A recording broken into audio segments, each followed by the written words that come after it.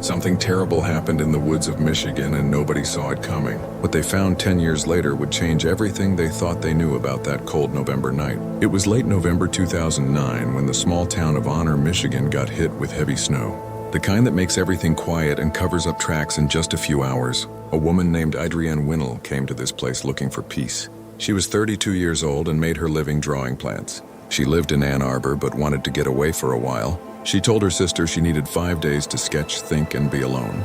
No phone calls, no people, just her and the quiet. The cabin she rented sat deep in the woods along Platte River. You had to drive down a long gravel road to get there. The road wound through white pine and birch trees. It felt like the middle of nowhere because it was. A retired doctor named Marlon Vest owned the place. He rented it out the old way. No internet booking or fancy website. Just a handwritten note pinned up at the local store. You paid cash, signed a paper, and understood what you were getting into. No internet, no real plumbing except a well pump.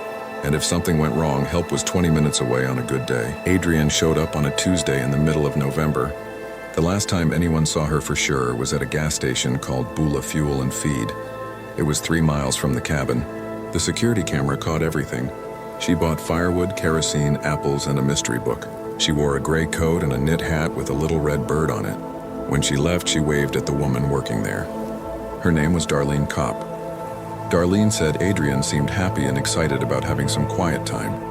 That video, marked 3:47 in the afternoon on November 17th, got watched over and over for the next 10 years. Now here's where things get strange. Marlon Vest expected Adrienne to bring back the cabin key by Sunday morning. When she didn't show up, he figured the weather stopped her. Snow had been falling hard since Thursday. That gravel road was known for becoming impossible to drive on. He waited until Monday, then took his truck as far as he could. He walked the rest of the way through the snow. When he got to the cabin just after lunch, he found the door locked from inside. He knocked and called her name. Nothing. He used his extra key and went in. The place was freezing, but everything looked normal. What he found inside made no sense. There was a half-finished drawing of a winterberry branch on the table by the window. Her suitcase sat open on the bed with clothes folded nice and neat. A cup of cold tea sat on the counter. Her boots were by the door where you'd expect them. Her coat hung on a peg near the entrance. But Adrienne was nowhere. She was just gone. Vest walked outside and looked around the clearing. Fresh snow covered everything from the night before. No tire tracks going out. No footprints going toward the road or into the trees. Just smooth white snow everywhere you looked. Complete silence. He drove straight to the sheriff's office and told them that same day. The search started right away. Deputies came. State troopers showed up. They brought dogs from Traverse City. Volunteers from the fire department searched the woods for 3 miles in every direction. Helicopters flew over the frozen river.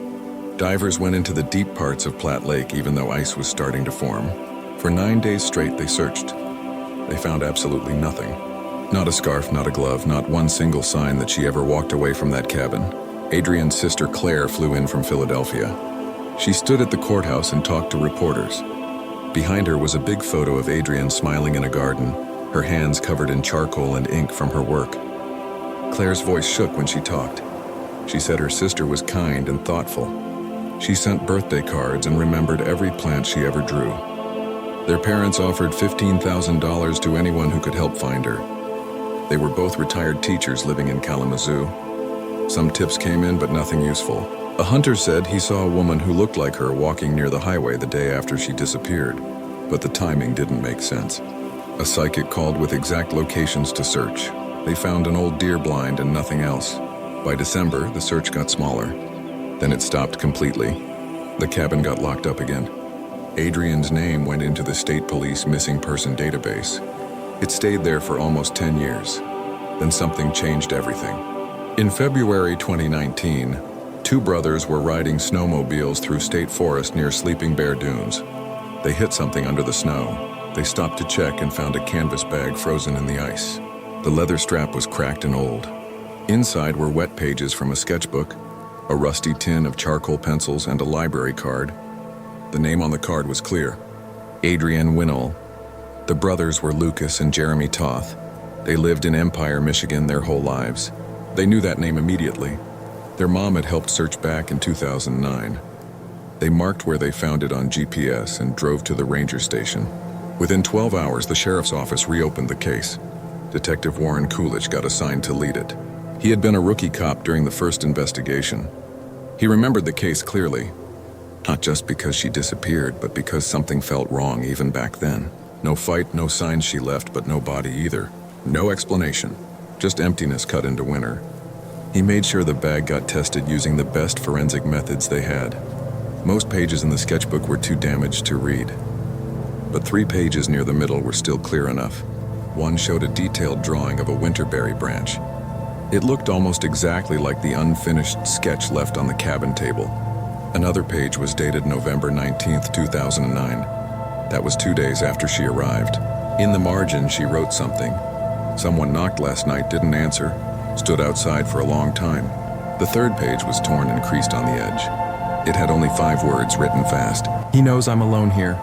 Finding that bag did more than reopen a case. It opened up old wounds for everyone in that small town.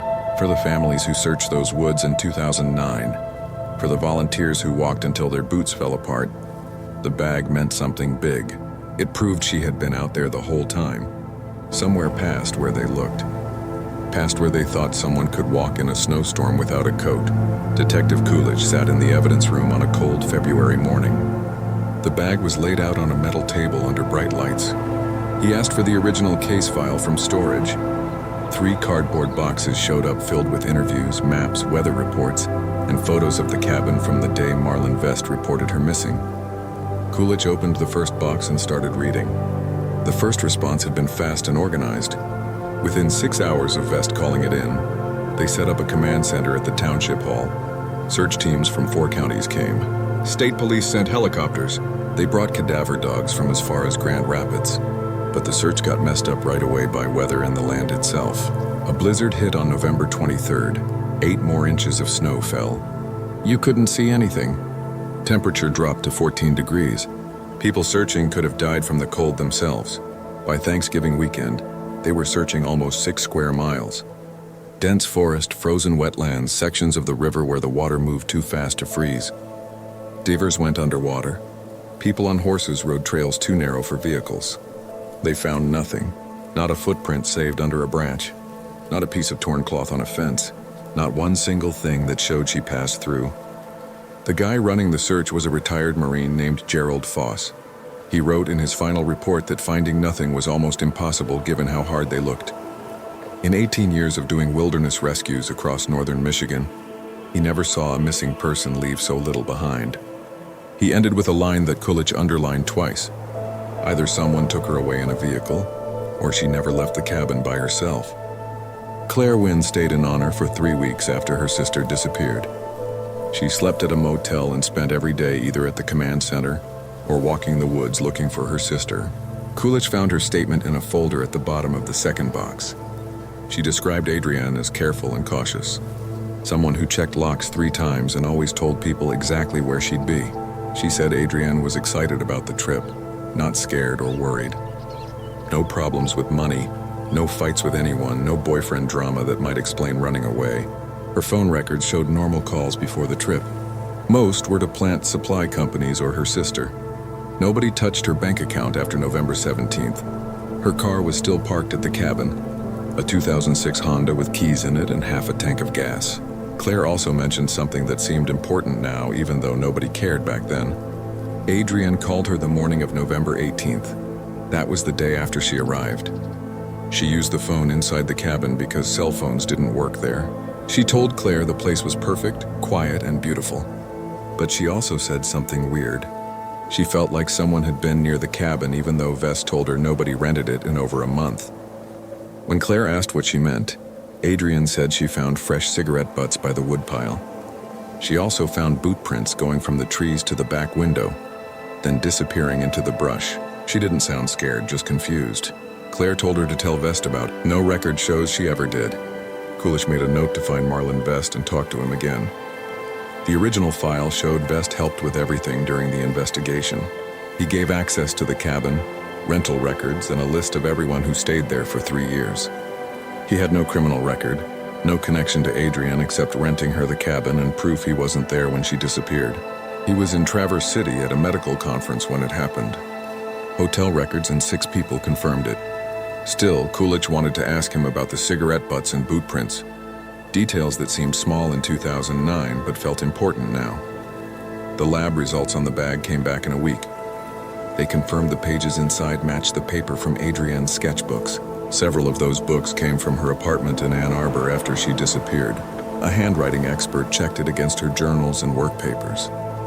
It was definitely her writing, but the bag itself told a different story. They found soil in the leather strap. The type of soil you find near riverbanks, not the sandy dirt around the cabin. There were also tiny fibers, synthetic and dark blue, probably from a jacket or tarp. On the inside lining, barely visible under special light, were 3 small bloodstains. They ordered DNA testing right away. While waiting for results, Kulick put together a new search team. This time they wouldn't guess about where someone might wander or where a scared person might go. This time they'd follow the evidence backward from where the bag turned up. The Toth brothers found it about 4 miles north and east of the cabin. That section of forest had been outside the original search area. The area was thick with plants and crossed by streams that flooded in spring and froze in winter. Not a place you stumble into by accident. It was deliberate terrain, the kind you only enter if you know where you're going or someone takes you there. Kulick asked for ground radar and cadaver dogs. He also called a forensic expert from Michigan State University named Dr. Lillian Schott. She specialized in finding remains in the wilderness for cold cases. Schott agreed to help and came to Honor on March 1st. She brought students trained in careful digging techniques. They set up a base camp half a mile from where the bag was found. They used maps and weather data from 2009 to figure out likely paths. The snow that year was heavy and spring flooding would have moved small objects downstream or buried them. The bag's location suggested water carried it, possibly many times over the years, before it got stuck against roots where the brothers found it. On March 9th, the cadaver dog named Rue alerted near a collapsed riverbank about 60 yards from the bag site. The ground there was unstable, worn down by flooding and shaded by thick hemlock trees that kept it frozen longer. Schott's team started careful digging, removing dirt in thin layers and checking every handful through screens. On day 2, they found fabric. Gray wool, still in good shape despite 10 years outside. It matched the coat Adrienne wore in the security video. Then they found a button with a small red bird on it, just like the one on the knit hat she bought before her trip. By day 4, they uncovered bone fragments, small pieces of a human arm buried 18 inches down. The bones showed no signs that animals got to them. Schott said that was unusual but possible given how deep they were and the frozen conditions. They asked for dental records from Adrienne's family. Everyone knew it was just a formality. The DNA from blood on the bag already came back. It matched Claire Wynn's family line. The bones were Adrienne's. They photographed everything, made maps, and secured the area. Schott spent another week searching for more remains or belongings. They found a broken watch with a cracked face. The hand stopped at 11:43, but nobody knew if that was morning or night or what day. They also found something else. Something that changed the whole investigation. Buried 3 feet from the bone pieces, wrapped in old plastic, was a folding knife. The blade was rusty and the handle was cracked. But you could still tell it was a lockback design sold at hardware stores all over the Midwest. The knife had been in the ground too long to get fingerprints. But when they tested it closely, they found tiny traces of blood on the hinge. Blood that matched Adrienne's DNA. Kulick stood at the dig site on a cold March afternoon, watching Schott's team work with small brushes and tools. Every movement was slow and careful. He thought about the search back in 2009, about the hundreds of people who walked these woods thinking they were looking for someone who got lost. Now he knew they had been looking for something completely different. Adrienne Wintall didn't wander into the forest and freeze to death. Someone brought her here. Whoever did it was close enough to know she was alone, patient enough to wait until nobody was watching, careful enough to almost get away with it for 10 years. That knife changed everything. Within 2 days of finding it, Detective Kulick sent photos of the blade to every sporting goods store and hardware shop within 100 miles of Honor. They figured out the maker was a company called Timber Ridge, a middle-level brand sold mostly through regional chains in the Midwest. The model was a 4-inch lockback with a rubber grip. They made it from 2005 to 2011. That meant thousands of these knives sold across Michigan during those years. But it gave them somewhere to start. Kulick learned over 15 years as a cop that cold cases don't break from one piece of evidence. They crack slowly when you push on the right weak spots. He went back to the original case file and started talking to everyone connected to Adrienne's last days again. Marlon Vest was first on the list. The retired surgeon was now 73 years old. He lived in a ranch-style house outside Frankfurt with his second wife. Her name was Patrice, and she used to be a surgical nurse. Kulick showed up without calling first on a Thursday morning in late March. One of those gray days where the sky and the lake blend together. Vest opened the door wearing a cardigan and reading glasses. He looked surprised but didn't refuse to talk. They sat in a sunroom looking out at a dead garden. Kulick asked him to go through November 2009 one more time. Vest repeated what he told investigators 10 years before. He was in Traverse City for a medical conference from November 16th through November 23rd. He never saw Adrienne in person. They only talked once on the phone to confirm the reservation and figure out how she'd get the key. She left cash in an envelope under the doormat like they agreed. He didn't go back to the cabin until the morning he found her gone. When Kulick asked about the cigarette butts and boot prints Adrienne told her sister about, Vest frowned. He said he had no clue who might have been near the property. The cabin was far from everything, but hunters sometimes cut through the area, even though signs said not to. He didn't smoke and never had. Kulick pushed harder. Had anyone else asked about the cabin around that time? Did Vest tell anyone local that a woman would be staying there by herself? Vest paused, then said he might have mentioned it casually at the Honor General store when he put up the rental notice. But he couldn't remember who was there. The store was where locals hung out for coffee and talk, especially in the off-season when tourists left. Kulick wrote a note and asked one last question. Did Vest own a Timber Ridge lockback knife? Vest said no. He liked fixed blade hunting knives better. He pulled one from a kitchen drawer to show him. It was completely different, passed down from his father. Kulick thanked him and left, but something about the conversation bothered him. Not that he suspected Vest himself, but the fact that Adrienne being at the cabin wasn't as private as she probably thought. Small towns have long memories and short distances. Information gets around. The next person Kulick needed to talk to was Darlene Kopp, the cashier who saw Adrienne at Beulah Fuel and Feed. She still worked there, running the morning shift 6 days a week. Kulick found her behind the counter ringing up lottery tickets and cigarettes for a customer.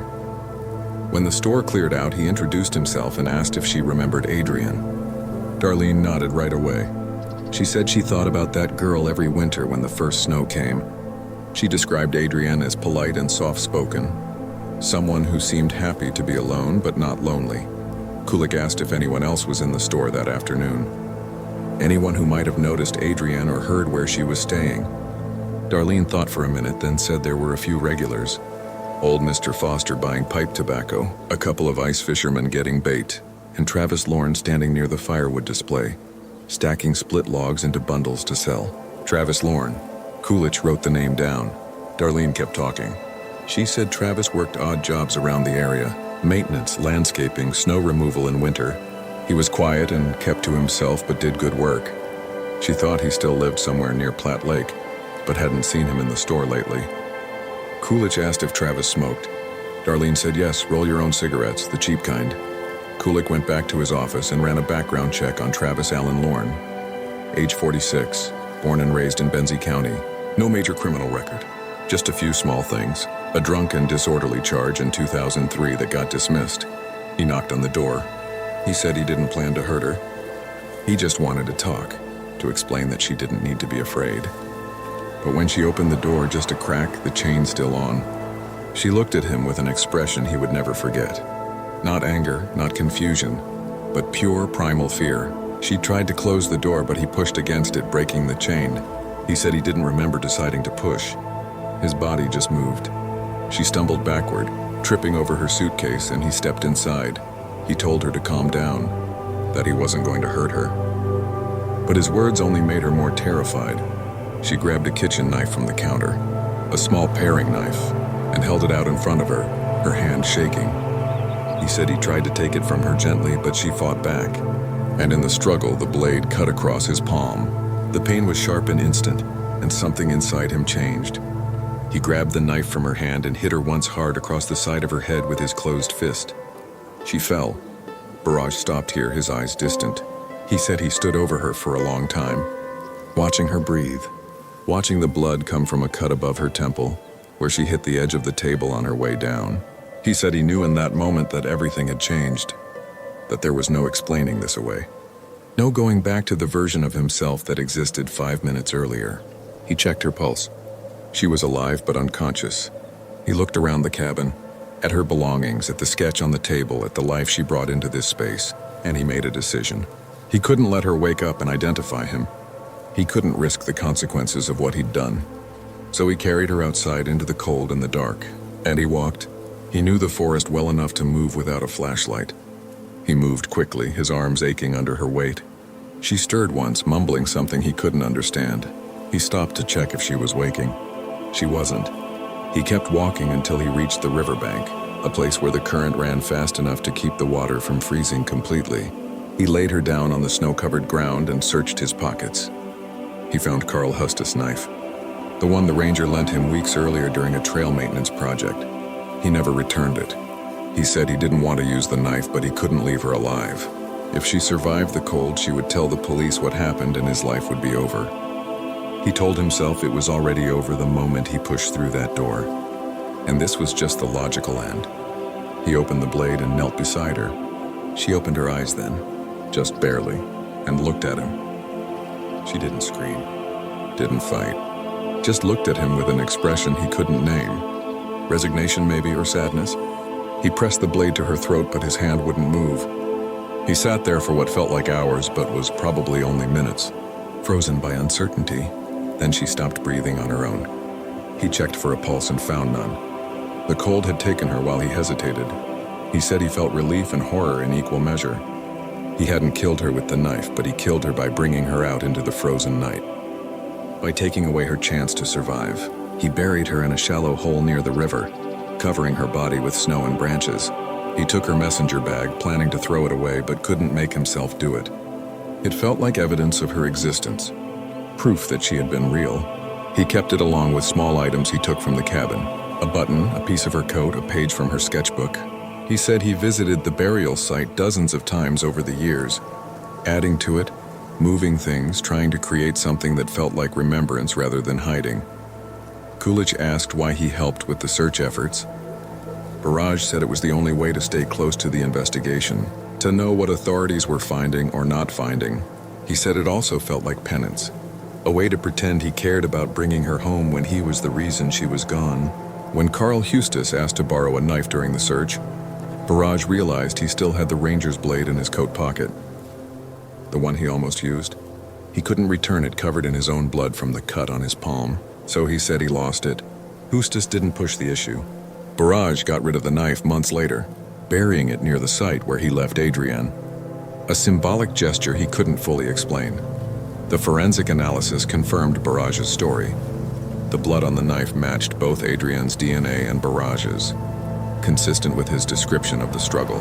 The fibers on the messenger bag matched clothing Berridge wore, documented in photos from the 2009 search efforts, and the location of the remains matched his description of the burial site, later disturbed by seasonal flooding that carried some items downstream.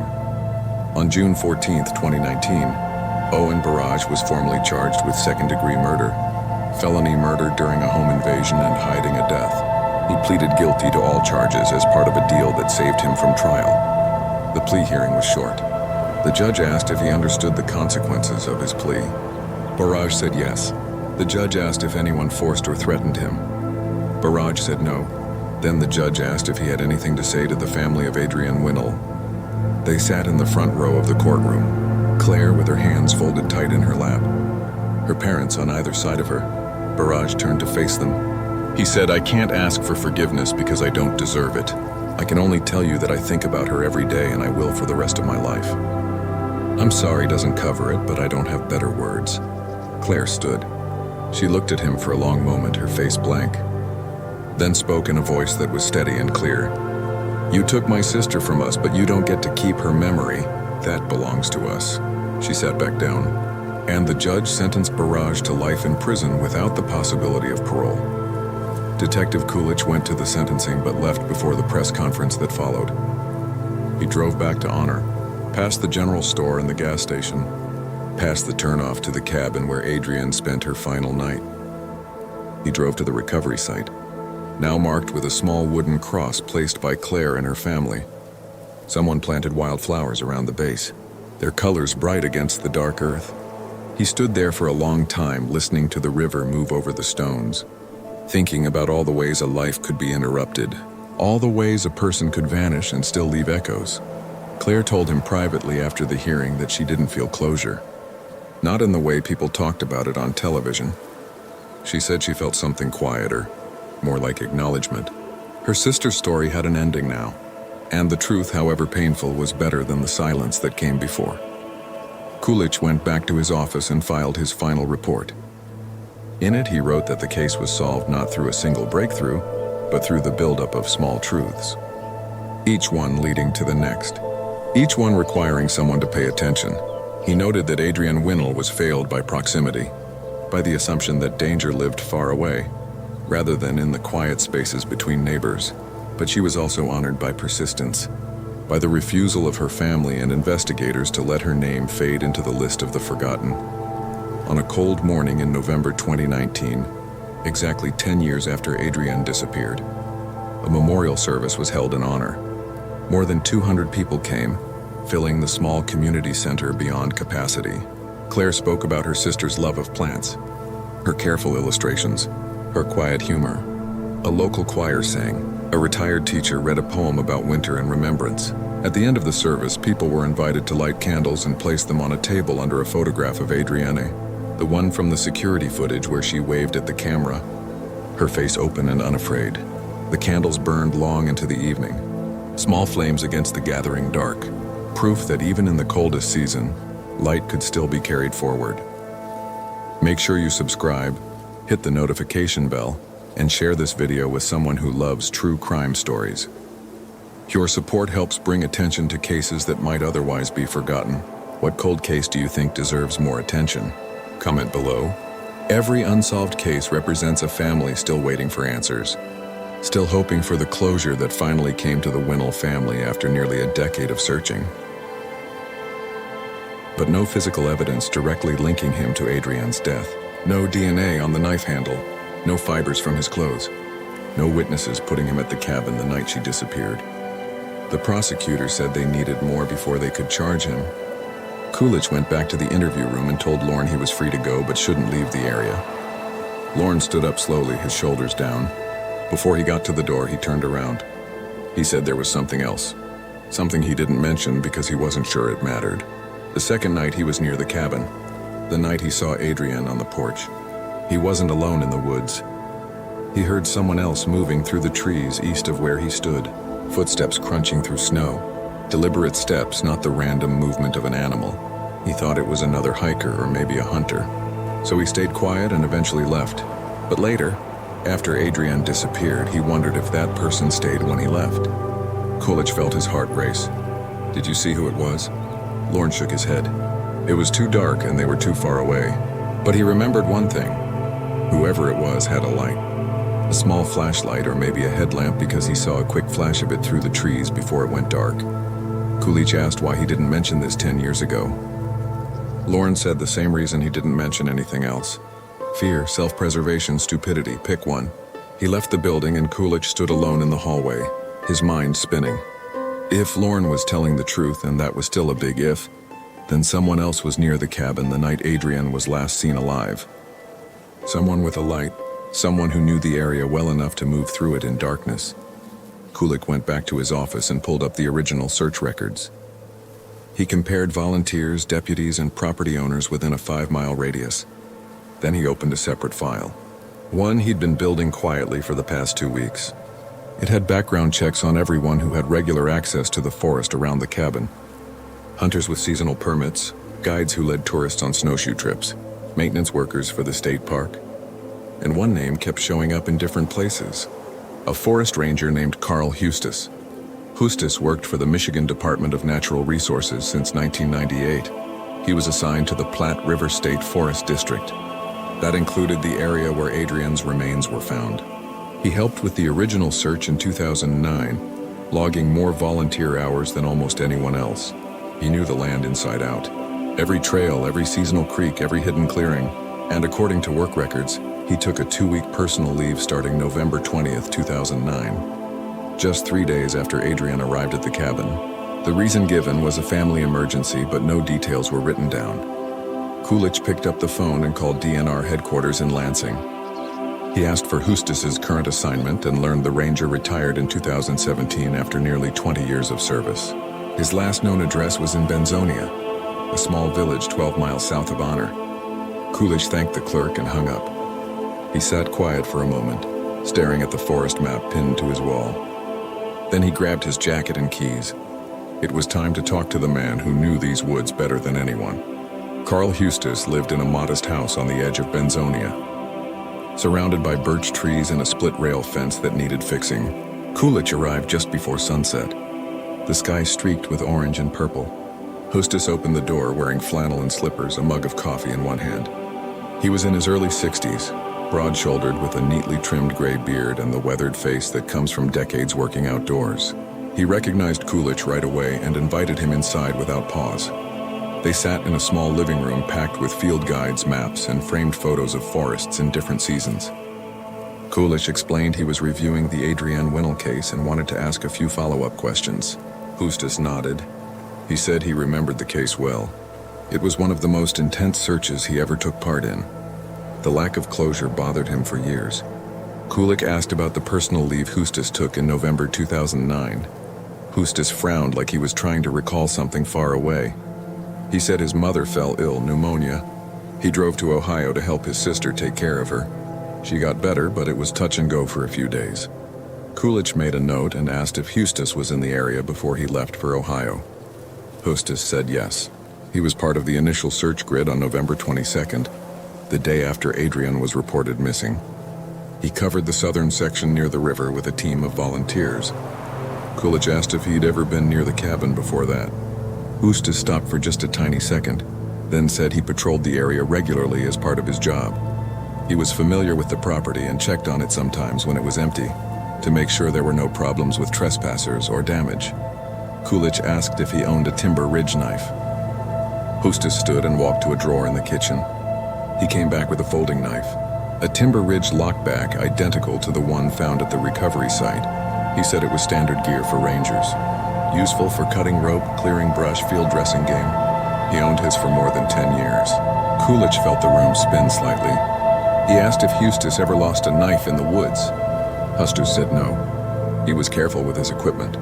But then he added almost like an afterthought that he lent his knife to someone once, a volunteer during the search. He couldn't remember the name, but it was never returned. The name came to Kulick 3 days later. Buried in a volunteer sign and sheet from November 24th, 2009. The handwriting was rushed, barely readable, but the signature matched what Carl Hustis described. Owen Berridge, age listed as 34 at the time. Local address in Honor, no phone number recorded. Kulick looked up the name in county records and found a thin file. Owen Berridge lived in Honor from 2007 to 2011, renting a small house on the east side of town near the railroad tracks. Work history showed random jobs. Dishwasher at a restaurant in Frankfurt, stock clerk at a hardware store in Beulah, seasonal work for a Christmas tree farm outside Empire. No criminal record, no vehicle in his name, no property ownership. He just existed on the edges. The kind of person who moves through a community without making deep marks. But one detail caught Kulick's eye. In 2011, Berridge got a restraining order issued against him by a woman named Natalie Crest, also a resident of Honor. The court papers were basic, filed under domestic dispute, but the order required Berridge to stay at least 500 feet from Crest's home and workplace. It was granted for 1 year and never renewed. Kulick found Natalie Crest. She now lived in Manistee and worked as a dental hygienist. She agreed to meet him at a coffee shop near the harbor on a rainy April afternoon. Crest was in her early 40s, careful but willing to talk. She said she dated Owen Berridge briefly in 2010, maybe 3 or 4 months. At first he seemed quiet and harmless, but over time his behavior became disturbing. He would show up at her apartment without calling, sometimes late at night, saying he just wanted to make sure she was safe. He called her over and over, sometimes 20 or 30 times a day, leaving voicemails that went from loving to angry. When she tried to end things, he refused to accept it. He would follow her to work. Wait outside her building. Leave notes on her car. She finally got the restraining order after he entered her apartment using a spare key she didn't know he copied. Kulick asked if Berridge was ever violent. Kress said no, not physically. But there was something in the way he looked at her that made her afraid. She described it as obsessive. Like he believed they were connected in a way that went beyond normal limits. She said he talked a lot about loyalty and permanence, how most people were disloyal and temporary, but he wasn't. He told her once that if he ever truly cared about someone, he would never let them disappear from his life. The words made Kulick's skin crawl. He asked if Kress knew where Berridge was now. She said she hadn't seen or heard from him since the restraining order ended in 2012. She assumed he left the area, and she was thankful for that. Kulick thanked her and went back to his car. He sat in the parking lot with rain drumming on the windshield and made several calls. First to Michigan State Police to run a full background search on Owen Berridge, then to Social Security to trace any work or benefit records, then to the Postal Service to check for forwarding addresses. The results came back slowly over the next 2 days. They painted a picture of a man who deliberately erased himself. After leaving Honor in 2011, Berridge worked briefly at a marina in Leland, then at a lumber mill in Buckley. Both bosses described him as good at his job but strange. Someone who rarely spoke and liked working alone. In 2013, his name showed up on a lease for a trailer park in Kalkaska, but the landlord said he got evicted after 6 months for bothering other tenants. The complaints were unclear. Noises at odd hours. Items moved from other people's porches. A general sense of unease. After that, the trail went cold. No work records. No tax filings. No address updates. A ticket for trespassing on state land in 2007 paid the fine. A suspended driver's license in 2012 for unpaid child support. Got it back later. Lorne's last known address was a rental on the south shore of Platte Lake, less than 2 miles from the cabin where Adrienne stayed. Kulick felt his heart beat faster. He pulled up satellite images from 2009 and compared them to the search maps. Lorne's house was just outside the original search boundary, close enough to walk to the cabin through the woods in under 30 minutes. He called the property management company from the rental records. They told him Lorne lived there from 2008 until 2014, when he stopped paying rent and moved out without notice. The landlord said Lorne was a problem tenant, always late on payments, sometimes threw loud parties even though the lease said no parties. When asked if Lorne owned any vehicles, the landlord remembered an old Ford pickup, brown or rust-colored, and a snowmobile he kept under a tarp behind the house. Kulick dug deeper into county records and found that Lorne filed for bankruptcy in 2015. The court papers listed what he owned at the time: tools, a generator, camping gear, and several knives. No specific brands mentioned. More important, the filing had a forwarding address in Traverse City, a boarding house on 11th Street. Kulick drove there the next morning. The boarding house was an old Victorian with peeling paint and a chain-link fence around the yard. The manager was a woman named Shelley Urbanski. She said Travis Lorne rented a room on the second floor from 2015 to 2017, but left suddenly after fighting with another tenant. She didn't have a current address, but said he mentioned working at a marina in Sutton's Bay doing boat maintenance and dock repairs. Kulick thanked her and drove 20 minutes north. The marina manager confirmed Lorne worked there seasonally for the past 2 years, but didn't show up to start the 2019 season. He was unreliable and wouldn't be hired back. When Kulick asked if anyone knew where Lorne lived now, one of the dock workers said he thought Travis was staying in a camper somewhere in the state forest, moving around to avoid park fees. The kind of guy who knew the back roads and hidden spots where rangers didn't go. Kulick went back to Honor and called a meeting. The Benzie County Sheriff came. A Michigan State Police detective assigned to help came. Dr. Schott stayed in the area to consult and she came too. He laid out what he learned. Travis Lorne was at the store where Adrienne was last seen.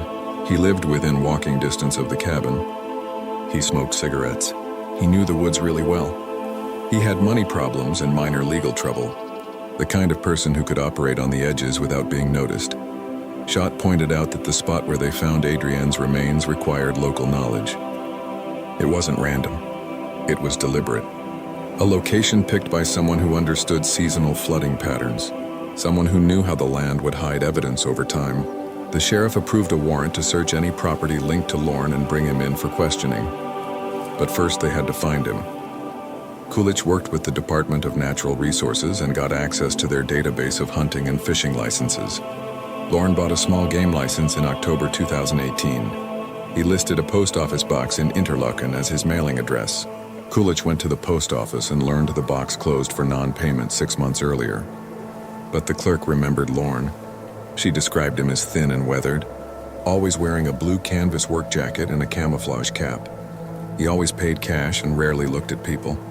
On April 10th, a park officer patrolling near the Betsy River reported seeing a camper matching the description parked in an unauthorized clearing off a fire access road. Kulick got a team together and arrived just before sunrise. The camper was a rusted Winnebago from the late 1980s, tilted on uneven ground, surrounded by tarps, firewood, and plastic bins. Smoke came from a makeshift fire pit. Kulick walked up with 2 deputies and knocked on the camper door. No answer. He knocked again and said who he was. After a long silence, the door opened. Travis Lauren stood there barefoot and unshaven, wearing thermal underwear and that same blue canvas jacket the postal clerk described. His eyes looked tired but not surprised. Kulick said they needed to talk about November 2009. Lauren stared at him for a moment, then nodded slowly. He said he'd been waiting for this conversation for a very long time. Travis Lauren sat in the interview room at the sheriff's office for 3 hours before he spoke more than 10 words. He gave up his right to have a lawyer. That decision made Kulick feel hopeful and nervous at the same time. Suspects who skip lawyers are either innocent and want to clear their names or guilty and think they're smarter than the cops. Lauren seemed like neither. He sat with his hands folded, staring at the wood grain on the table. Sometimes he lifted his eyes to the two-way mirror like he could see through it to the other side. Kulick started with basic questions.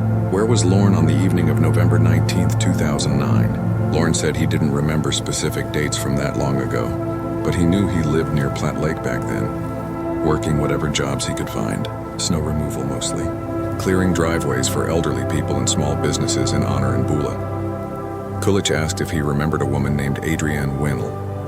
Lauren's jaw got tight. He said yes, he remembered her. Not personally, but from the news and the search. Everyone in the area knew about her disappearance. Kulick slid a photo across the table. The security footage from Beulah Fuel and Feed showing Adrienne at the counter, with Lauren visible in the background near the firewood display. Lauren looked at it and nodded. He said he was there that day stacking wood for Darlene, a side job she paid him $20 for whenever shipments came in. He didn't remember talking to Adrienne or even noticing her specifically. Kulick leaned forward. You were standing 6 feet from her for at least 4 minutes, according to the timestamp. You're telling me you didn't see her? Didn't hear where she was going, didn't pay any attention at all? Lauren's face didn't change. He said the store was always busy. People came and went. He focused on his work because Darlene was strict about how the wood needed to be stacked. Kulick changed his approach. He asked about the cigarette butts found near the cabin where Adrienne stayed. Lauren smoked roll-your-own cigarettes. Had he been near that property around that time? Lauren stopped, then said he might have been. He used to walk through the state forest at night when he couldn't sleep, following old logging trails and deer paths. It was possible he passed near the cabin at some point, but he didn't remember seeing anyone there. Kulick pushed harder. So you admit you were in the area. You admit you knew the woods. You admit you saw Adrienne at the store the day she arrived. And now we found her remains less than 2 miles from where you were living, along with a knife that matches a brand sold at every hardware store you probably shopped at. Lauren's hands unclenched, then clenched again. He looked directly at Kulick for the first time. I didn't kill her. The words hung in the air. Kulick asked, then what did you do? Lauren closed his eyes. When he spoke again, his voice was quieter, almost like he'd given up. He said he saw Adrienne at the cabin not just once, but twice. The first time was the evening she arrived, around dusk. He'd been walking through the woods and noticed lights on in a cabin that was usually dark. He stopped at the tree line and watched for a few minutes. Curious who rented the place, he saw her through the window unpacking, moving around the small kitchen. He didn't go up to the cabin, just watched, then kept walking. The second time was the next night. He came back to the same area, not for any special reason, just habit. He said he liked the quiet near the river, the way snow made everything silent. He saw her again, this time standing on the porch smoking a cigarette. He was surprised because she didn't look like a smoker in the store. He stayed in the shadows watching. After a few minutes, she went back inside and locked the door. He heard the deadbolt turn. He stayed outside longer, maybe 20 minutes, just standing there in the dark. Then he left. Kulick felt a chill that had nothing to do with how cold the room was. "You're admitting you stalked her." Lauren shook his head. "I wasn't stalking. I was just there. There's a difference." Kulick asked why he never came forward during the search. Lauren said he was scared. He knew how it would look. A man with no steady income and a history of small troubles. Admitting he was near the cabin where a woman disappeared, he said he almost turned himself in dozens of times during those first few weeks. But the longer he waited, the harder it got. Eventually, the search ended, and he convinced himself it didn't matter. She was gone, and nothing he said would bring her back. Kulick asked if he owned a Timber Ridge lockback knife. Lauren said he used to. He bought one at a hardware store in Traverse City in 2007 or 2008. Used it for cleaning fish and cutting rope, but he lost it somewhere in the woods in 2010 or 2011. He couldn't remember exactly when or where. The interview went on for another hour, circling the same questions from different directions. Lauren's story never changed, but it never got bigger either. He admitted being near the cabin, admitted watching Adrienne, admitted owning a knife like the one they found. But he insisted he never spoke to her, never touched her, never hurt her. Kulick stopped the interview and talked with the prosecutor's office. The evidence was circumstantial. Being near the scene, owning a common type of knife, suspicious behavior. It was like Owen Berridge stepped off the grid completely. But Kulick knew from experience that people who disappear from official records don't always disappear from the land. They find ways to survive, often in rural areas where cash work is common and questions are rare. He contacted the DNR again and asked for a list of all hunting and fishing licenses issued in northern Michigan over the past 5 years. The database showed more than 12,000 entries, but Kulick narrowed it by age, gender, and county. One name showed up twice: Owen Berridge, age 44, small game license bought in October 2018. Mailing address listed as General Delivery, Interlaken, the same post office where Travis Lauren had a box. Kulick drove to Interlaken and talked with the postmaster, a man named Ed Kloss who worked there for 23 years. Kloss remembered Berridge, but not warmly. He said Berridge used the general delivery service on and off, picking up mail every few weeks. He was always polite but disturbingly quiet. He never made small talk. Kloss said he stopped coming around March 2019. There were still a few pieces of unclaimed mail in the back. Kulick asked to see them. Kloss pulled out 2 envelopes, both addressed to Owen Berridge, both from state agencies. One was a renewal notice for his hunting license. The other was a notice about overdue payment for a campground permit issued by the DNR for a site near Interlaken State Park.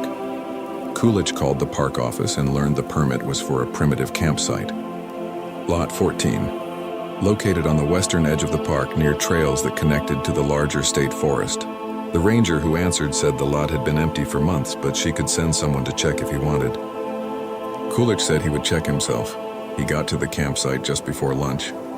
Lot 14 was a small clearing surrounded by dense jack pine and scrub oak. You got there by a rutted dirt road that barely counted as drivable. There was no vehicle, no tent, no clear signs anyone lived there recently. But as Kulick walked around, he started noticing details. A fire ring made from stacked stones, the ashes inside gray and packed down but not ancient. A piece of blue tarp caught in the low branches of a tree, the same synthetic blue found on Adrienne's messenger bag. A small pile of rocks near the edge of the clearing. Deliberate and unnatural. Kulick bent down beside the pile and carefully took it apart. Under the stones was a shallow hole in the dirt. Inside the hole was a mason jar sealed with a metal lid. He lifted it out and held it to the light. Inside were small objects. A button with a cardinal emblem. A piece of gray wool fabric. A folded piece of paper, yellowed and fragile. Kulick's hands shook as he unscrewed the lid. The paper inside was a page torn from a sketchbook. The edges jagged. On it was a pencil drawing of a winterberry branch. Delicate and exact, signed at the bottom in small writing. Owen Kulick stood slowly, the jar still in his hand, and looked around the clearing with new understanding. This wasn't just a campsite. It was a shrine. He called for backup and a forensic team. Within 2 hours, the area was taped off and being treated like a crime scene. They found more hidden stashes. Another mason jar with a wristwatch that had a cracked face. A third jar with a small lock of hair tied with string, and under a rotted log at the far edge of the clearing, they found a leather journal wrapped in plastic. The journal belonged to Owen Berridge. The entries went from 2009 to 2019, written in tight, obsessive handwriting. Most of it was basic. Weather observations, animal sightings, notes about trail conditions, but scattered throughout were passages that made Kulick's stomach drop. Entries about watching people, about studying their routines, about understanding what it meant to truly see someone. One entry from November 2009 said, "She doesn't know I'm here, but that's the point. To see without being seen is the purest form of understanding." Another entry weeks later was more direct. "The ranger lent me his knife. He doesn't know. I'll never give it back. I don't need it for cutting rope." There were sketches in the margins. Crude drawings of cabins, trees, human figures seen from far away. And near the end of the journal, an entry from 2019. "They found the bag. It was only a matter of time. I thought the river would keep the secret, but rivers talk. I can hear them now whispering her name." The forensic team photographed every page, cataloged every item, transported everything back to the lab. Kulick asked for rushed analysis of the DNA on the fabric and hair samples. The results came back in a week. The hair matched Adrienne Wintall. The fabric matched her coat. And on the button they found a partial fingerprint that survived 10 years of exposure. The print went through state and federal databases. It matched Owen Berridge. His prints were taken in 2011 as part of the restraining order process. Kulick now had physical evidence directly connecting Berridge to Adrienne's belongings. He had journal entries that showed stalking behavior and admitted having the knife found at the recovery site. And he had a pattern of obsessive behavior confirmed by a previous victim. The prosecutor's office approved an arrest warrant, but first they had to find him. Kulick worked with the DNR, the state police, and the U.S. Forest Service to launch a coordinated search of the state forest. They focused on areas where someone could live off the grid, places with water access, natural shelter, and minimal foot traffic.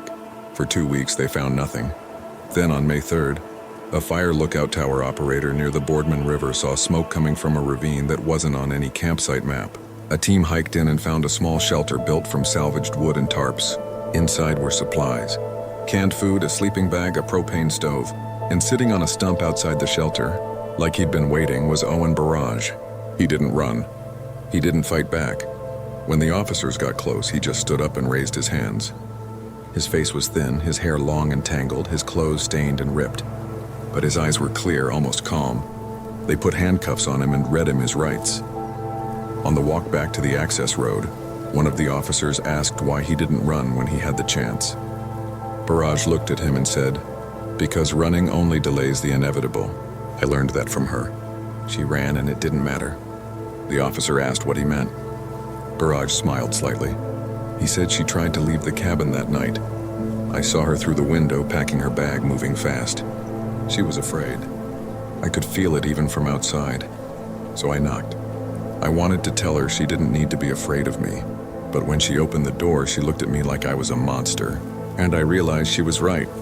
Owen Berridge's confession came in pieces, delivered over 3 days of recorded interviews in a secure room at the Michigan State Police Post in Traverse City. He spoke without emotion, his voice flat and measured like he was describing someone else's life instead of his own. Detective Kulick sat across from him, a digital recorder running, a prosecutor and a court-appointed psychologist watching through the glass. Berridge started with the night of November 19th, 2009. He said he'd been walking through the woods near the Platte River, route he traveled often when he couldn't sleep. He saw lights in the cabin and stopped to watch. Curious about who rented the place, he saw Adrienne through the window moving around the small kitchen, her shape framed against the warm glow of kerosene lamps. He said he felt pulled toward her, not in a sexual way, but in a way he couldn't fully explain. She seemed solitary, self-contained, complete. He watched for nearly an hour before leaving. The next night he came back. This time he moved closer, circling the cabin from different angles, studying the layout, the way she moved, the rhythm of her routine. He saw her step onto the porch to smoke a cigarette. He was surprised because she didn't seem like someone who smoked. He stayed hidden in the tree line, motionless, barely breathing. When she went back inside and locked the door, he stayed outside, standing in the snow, listening to the silence. He said he felt peaceful in those moments, like he was part of something bigger than himself. But then he heard her moving inside. Quickly, frantically. He heard drawers opening, the sound of fabric rustling, the sound of a zipper. He moved to the window and looked in. She was packing her bag, her hands shaking, her face pale. He realized she knew someone had been watching. Maybe she saw him, or maybe she just felt it, the weight of unseen eyes. Either way, she was leaving. And the thought of her leaving, of her disappearing before he could understand why he felt connected to her, filled him with something he called panic.